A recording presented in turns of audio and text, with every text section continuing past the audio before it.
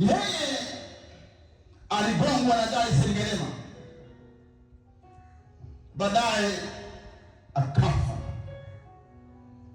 Wakaona mwili wake umekufa, wakamchukua chawi kutoka Sengerema hadi Kigoma porini, pori la Bangwe. Anakumbuka? Sasa wale wavuvi wa samaki, wakawa mtu anatoka porini anakuja pale anaomba chakula, anarudi porini. Wanaifahamu wengine washirika wetu. Kaambia, baba, kuna mtu mmoja yuko hapa, tunamwona anakuja anaomba chakula afu anakimbia porini. Nikaambia hivi, mkimwona mkamateni. Akaja akapata chakula, wakampa chakula, wakaambia njoo. Alipopenda wakamshika, akufanya fujo. Wakaambia, jina lako nani? Naye aongee. Wachawi wa namna mbili, ama kuukata ulimi ama kuukunja ulimi. Kuukata ama kuukunja. Bahati nzuri wao walikuwa hajakatwa, wamekunjwa ulimi. Wakampeleka kwenye gari hadi kanisani, ilikuwa jioni.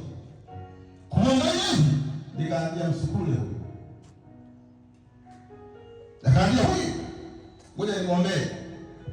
Kumwombea, amejazwa mapepo, amejazwa na mashetani. Hakuna watu wabaya kama wachawi. Nikamfungua, nikamwombea. Baadaye akaanza kuongea Kisukuma, ajui Kiswahili.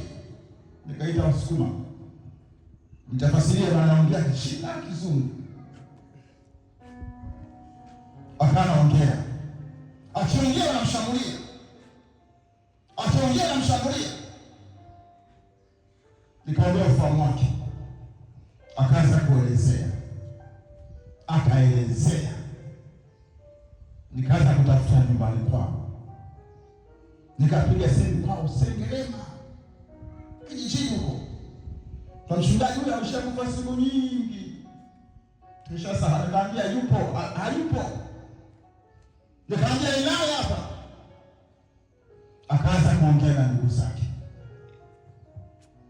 Nikamchukua, nikaambia Maswe, nataka nikae na wewe. Nikaanza kumfundisha baadhi ya vitu. Kumtoa porini.